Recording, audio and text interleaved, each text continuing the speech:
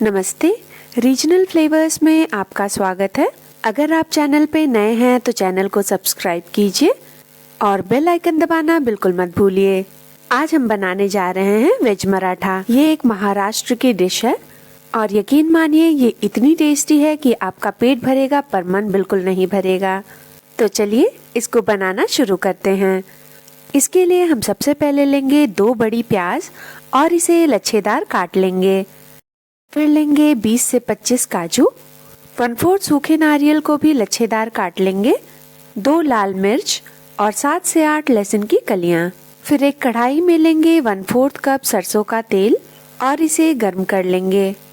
तेल के गर्म होने के बाद इसमें डाल देंगे 1/4 टेबलस्पून हींग, 1/2 टेबलस्पून जीरा, 1 टेबलस्पून खड़ी धनिया और 2 छोटी इलायची। खड़े मसालों के क्रैकल होने के बाद हम इसमें डाल देंगे मिर्च, लहसुन और प्याज और इन्हें आपस में अच्छी तरह से मिलाकर मीडियम फ्लेम पर थोड़ी देर के लिए भून लेंगे। लगभग हम इसे 2 से 3 मिनट तक भुनेंगे जब तक हमारी प्याज थोड़ी ट्रांसलूसेंट ना हो जाए।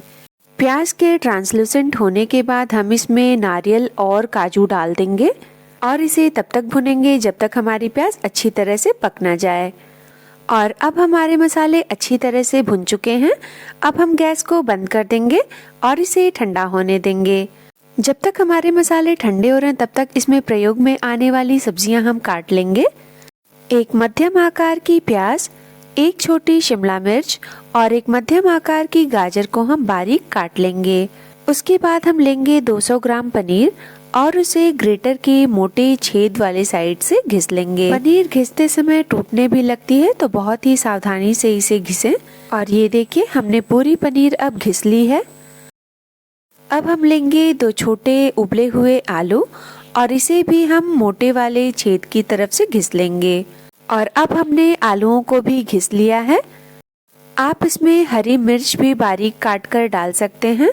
क्योंकि ये मेरा बेटा भी खाएगा तो मैं इसमें मिर्च नहीं डाल रही हूँ। उसके बाद इसमें डालेंगे स्वादानुसार नमक, 1/4 टेबलस्पून चाट मसाला, 1/4 टेबलस्पून अमचूर पाउडर, 1/2 टेबलस्पून सब्जी मसाला, 2 टेबलस्पून कॉर्न स्टार्च और उसके बाद हम इसमें डालेंगे 2 टेबलस्पून बेसन।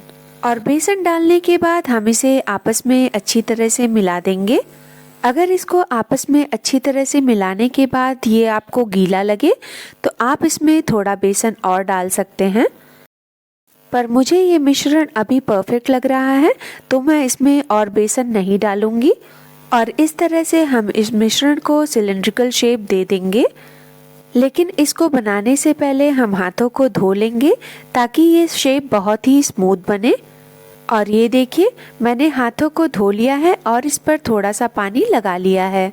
अब हम इस मिश्रण से ऐसे रोल्स बना लेंगे। और ये देखिए हमारा रोल बनकर अब तैयार है। और इसी तरह से इसी प्रोसेस को हम दोहराते जाएंगे और सारे रोल तैयार कर लेंगे। अब हम कढ़ाई में से भुने हुए मसालों को जार में ट्रांसफ़र कर लेंगे ताकि अपने रोल्स को फ्राई करने के लिए हम कढ़ाई को खाली कर सकें। कढ़ाई को खाली करने के बाद हम इसमें डालेंगे 1 कप तेल और तेल को अच्छी तरह से गर्म कर लेंगे। जब हमारा तेल अच्छी तरह से गर्म हो जाए तब हम इसकी आंच को मीडियम पर कर देंगे और सबसे पहले 1 रोल डालकर हम इसे देखेंगे। हमें बहुत सारे रोल्स पहली बार में नहीं डालने हैं ताकि हमें पता चल जाए कि रोल्स को फ्राई करने के लिए तेल अच्छी तरह से गर्म है या नहीं। और दूसरी बात कि हमारे रोल्स में और बेसन मिलाने की आवश्यकता तो नहीं है।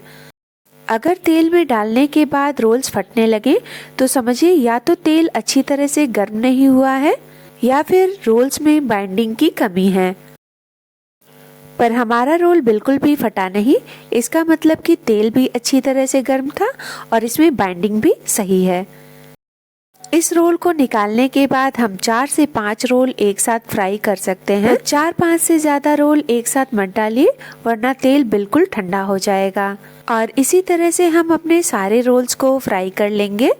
और ये देखिए बाहर से ये बिल्कुल अच्छी तरह से गोल्डन हो चुके हैं और ये मीडियम फ्लेम पर अच्छी तरह से पक चुके हैं। अब रोल्स को फ्राई करने के बाद हम जार में थोड़ा सा पानी डालकर मसालों को पीस लेंगे। जार का ढक्कन बंद कर हम इन मसालों को पीस लेंगे। मसाले को पीसने के बाद हम इसमें डाल देंगे 1 टेबलस्पून कश्मीरी लाल मिर्च, हाफ टेबल स्पून सब्जी मसाला, हाफ टेबल स्पून गरम मसाला, 1/4 टेबलस्पून हल्दी पाउडर। इन सबको हम पिसे हुए मसालों के साथ अच्छी तरह से मिला लेंगे। और ये देखिए, इस सब्जी को बनाने के लिए हमारा मसाला बिल्कुल तैयार हो चुका है। अब हम एक कढ़ाई में डालेंगे 2 टेबलस्पून सरसों का तेल और तेल को गर्म कर लेंगे और इसमें डालेंगे 1/4 टेबलस्पून हींग और फिर इसमें एक बड़े टमाटर को घिसकर डालेंगे और टमाटर को हम तब तक भुनेंगे जब तक ये अच्छी तरह से पक ना जाए। टमाटर जब भुनने लगे तो हम इसमें डाल देंगे स्वादानुसार नमक और इसे मीडियम फ्लेम पर चलाते हुए भुन लेंगे।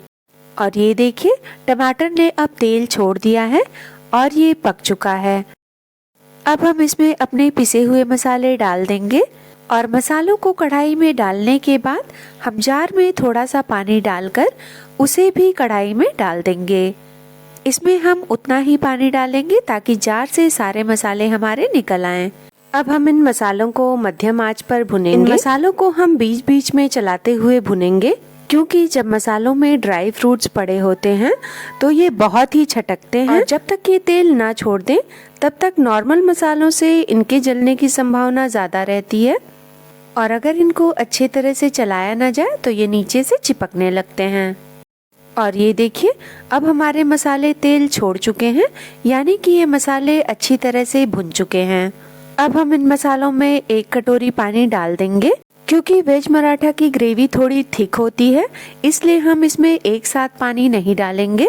हम पहले इस पानी को मसालों के साथ मिलाकर देखेंगे कि इसकी थिकनेस कितनी रहती है और उसके बाद अगर हमें लगे तो हम थोड़ा पानी और डाल लेंगे। आधा कटोरी पानी और डालकर हम इसे ढककर धीमी आंच पर 5 मिनट के लिए और पका लेंगे। और 5 मिनट के बाद ये देखिए, हमारी ग्रेवी बिल्कुल अच्छी तरह से बनकर तैयार है। अब हम इसमें 1 टेबलस्पून तवे पे सीकी हुई कसूरी मेथी हाथों के बीच रगड़कर डाल देंगे और कसूरी मेथी डालने के बाद हम सब्जी को 30 से 40 सेकंड के लिए और पका लेंगे और फिर गैस को बंद कर देंगे। और ये देखिए, हमारी शानदार वेज मराठा ग्रेवी बनकर तैयार है। वेज मराठा रेसिपी में रोल्स को हम कभी भी ग्रेवी में डालकर पकाते नहीं हैं, तो हम एक बर्तन में ग्रेवी को निकाल लेंगे जिससे कि ग्रेवी की एक तली तैयार हो जाए और उसके ऊपर अपने रोल्स रख देंगे। ये काम हमें ग्रेवी जब तुरंत बनी हो तभी कर लेना है ताकि रोल्स अच्छी तरह से ग्रेवी में घुल जाएं। और रोल्स को रखने के बाद हम इसके ऊपर से ग्रेवी और डाल देंगे ताकि हमारे रोल्स ऊपर से भी ग्रेवी से कवर हो जाएं। और अब हमने सारे रोल्स को ग्रेवी से कवर कर दिया है। ग्रेवी डालने के बाद इसकी प्रेजेंटेशन के लिए और इसका स्वाद बढ़ाने के लिए हम इस पर ऊपर से डाल देंगे कसूरी मेथी और एक बटर का टुकड़ा। और ये देखिए, हमारा शानदार वेज मराठा बनकर तैयार है।